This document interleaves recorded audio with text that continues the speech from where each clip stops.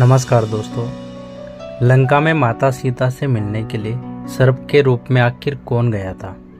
दोस्तों, आज तक लोगों ने ऐसा प्रसंग नहीं सुना होगा कि माता सीता से अशोक वाटिका में मिलने के लिए एक सर्प का रूप धारण करके माता सीता से मिलने आखिर कौन गया था और क्यों गया था।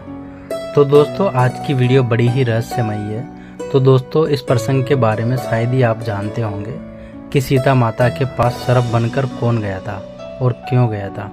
दोस्तों, आपने रामायण तो देखी होगी और पढ़ा भी होगा, जिस समय लंकापति रावण ने माता सीता का अपहरण किया था और माता सीता को लाकर के अपनी लंका के अशोक वाटिका में रखा था।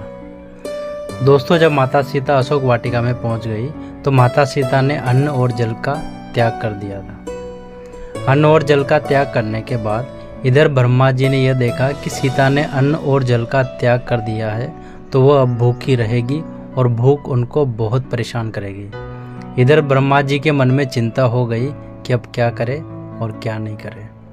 तो उसी समय ब्रह्मा जी ने देवराज इंद्र को अपने पास बुलाया और इंद्रदेव से कहा कि आप हमारा एक कार्य कर सकते हैं। आपको लंका में जाना है और लंका की अशोक वाटिका में जो माता सीता रह रही है, आपको वहां पर जाना है, क्योंकि माता सीता ने अन्न और जल का त्याग कर दिया है और मैं आपको एक दिव्य खीर दूंगा और यह जाकर के माता सीता को देनी है।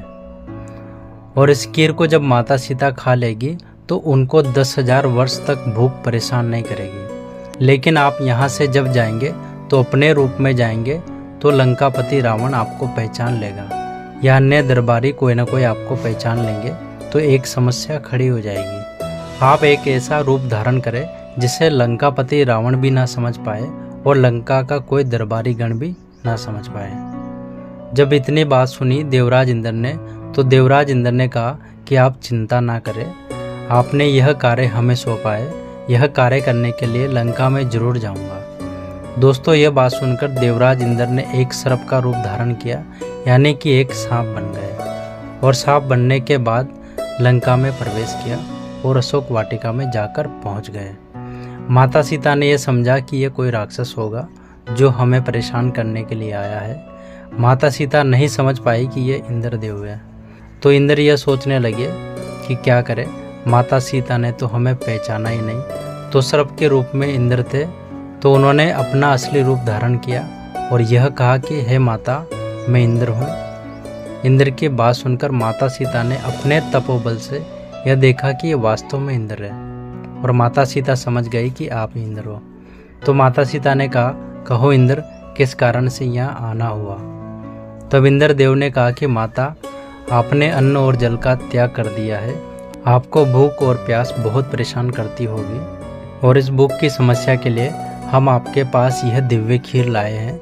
यदि आप इस दिव्य खीर को खा लेगी तो आपको 10,000 वर्ष तक भूख परेशान नहीं करेगी और आपको लंका का अन्न और जल नहीं खाना पड़ेगा। दोस्तों, प्रमाण यह मिलता है कि सीता ने बहुत मना किया कि मुझे ये खीर नहीं खानी है, लेकिन इंद्रदेव के ज़्यादा प्रार्थना करने पर माता सीता ने उस खीर को ग्रहण किया।